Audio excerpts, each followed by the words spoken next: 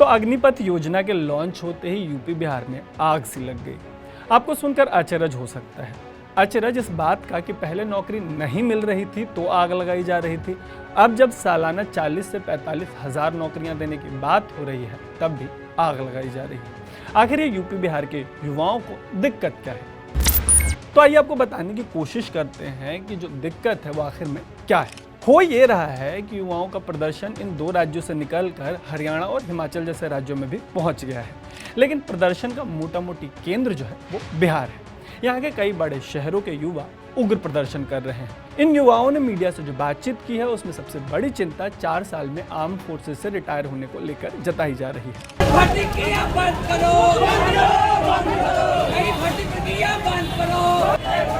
युवाओं के ऐसे डर और चिंता को आसानी से ऐसे समझ सकते हैं कि बिहार और यूपी जैसे राज्यों में बड़ी इंडस्ट्रीज नहीं है। ऐसे में मिडिल क्लास और लोअर मिडिल क्लास से लेकर गरीब परिवार से जो बच्चे आते हैं उन्हें सरकारी नौकरी से सुरक्षा का भाव महसूस होता है। उन्हें लगता है कि वो एक लंबे समय तक इस डर के बिना काम कर पाएंगे कि उन्हें नौकरी से नहीं निकाला जा सकता। तो ये जो सुरक्षा की भाव वाली बात है वो अभी ही इन प्रदर्शनों में निकल के सामने नहीं आई, ये तब भी निकलकर सामने आई थी जब अनकट चुनाव कवर करने निकला था। यूपी के युवाओं से जब हमने पूछा कि उनको सरकारी नौकरी इतनी क्यों पसंद है तो वो स्टेबिलिटी के अलावा ये भी बताते थे कि सरकारी नौकरी वालों को समाज में ज़्यादा इज्जत मिलती है। इसके अलावा आगे की ज़िंदगी में शादी से रिटायरमेंट तक सब उनको सेट फील होता है।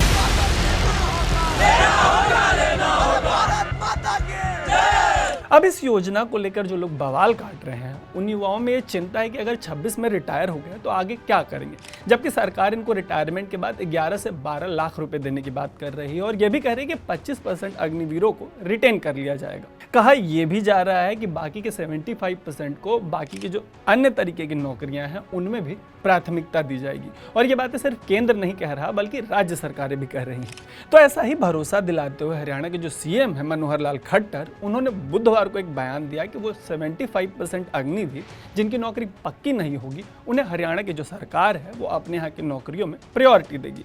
लेकिन उनके बयान के अगले ही दिन बिहार में शुरू हुआ जो बवाल है वो हरियाणा पहुंच गया। इसके मायने तो यही लगते हैं कि हरियाणा के युवाओं को या तो उनके इस वायदे पर भरोसा नहीं है या उनको ये वायदा अच्छा नहीं लगा। सरकार पर नौकरी के मामले में भरोसे वाली बात में एक दिक्कत ये भी है कि भर्तियां 2 साल से रुकी हुई हैं। ऐसे में हर साल 40 से 45 हज़ार भर्ती की खबर वैसे तो खुशी देने वाली होनी चाहिए थी, लेकिन लंबे समय से बहाली की तैयारी में लगे युवा पहले से ओवर एज हो रहे थे। अब जब उन्हें 26 साल में रिटायरमेंट की बात पता चली है तो ये उनके गले से नहीं उतर रहा है। उसको वापस करिए। हम लोग जो 2 साल से फिजिकल निकाल के बैठे हुए उसका एग्जाम कीजिए, कैंसिल मत कीजिए एग्जाम। बहुत मेहनत से फिजिकल निकालते हैं, फिजिकल मेडिकल सब निकाल के बैठे हुए हैं। तो आइए जल्दी से समझ लेते हैं कि ये अग्निपथ योजना है क्या। तो इसके तहत जो युवा हैं उनको 4 सालों के लिए आर्म फोर्सेस में भर्ती किया जाएगा। इसके लिए जो एज लिमिट है वो 17.5 से 21 साल के बीच की रखी गई है। जो सरकारी घोषणा है उसके मुताबिक तकरीबन 46 हज़ार युवाओं की भर्ती इस साल की जाएगी। इनकी भर्ती तीनों ही सेनाओं में होगी, यानी आर्मी, एयरफोर्स और नेवी। इनकी सैलरी जो है वो 30 हज़ार से शुरू होकर मोटा मोटी 40 हज़ार पर जाकर ख़त्म हो जाएगी। जैसा कि हमने आपको पहले ही बताया कि रिटायरमेंट पर इन्हें वन टाइम करीब 11 से 12 लाख रुपए मिल जाएंगे और 45 लाख रुपए का बीमा कवर भी होगा। अगर ये दिव्यांग हो जाते हैं तो इन्हें 44 लाख की रकम मिलेगी।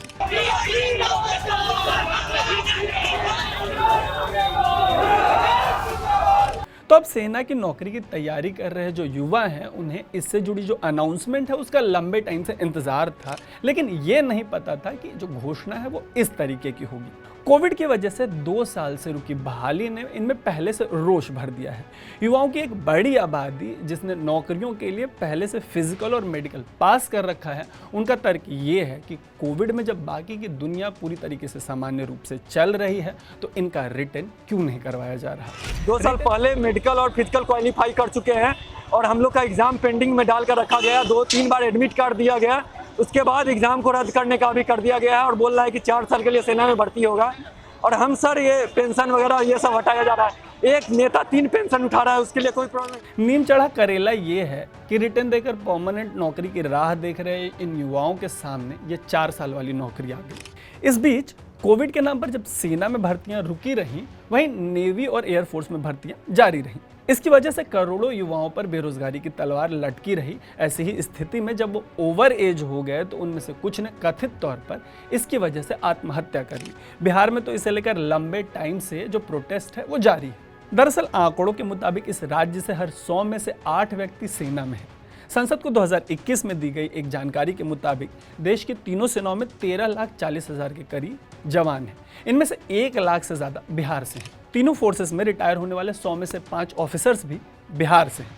ऐसे में आप समझ सकते हैं कि इस फैसले के बाद जो सबसे प्रचंड विरोध हो रहा है वो इस राज्य में क्यों हो रहा है।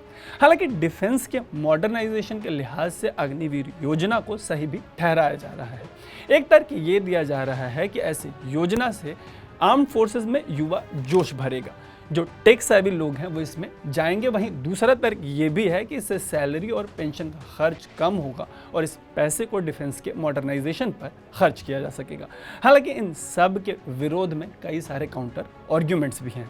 फिलहाल हम आपको इस पॉलिसी पर युवाओं के इंस्टेंट रिएक्शन के अलावा इस मुद्दे की ओवरऑल जो जानकारी है उसके साथ छोड़ रहे हैं। ये सब जैसे जैसे इवॉल्व करेगा हम इस पर बने रहेंगे। अगर आपको ये स्टोरी अच्छी लगी तो इसे लाइक करें, हमारे चैनल को सब्सक्राइब करें। अगर आपको ये स्टोरी कम अच्छी लगी तो हमें अपना फीडबैक दें कि हम और क्या कर सकते थे। फिलहाल के लिए आप देख रहे हैं अनकट। मेरा नाम है तरुण।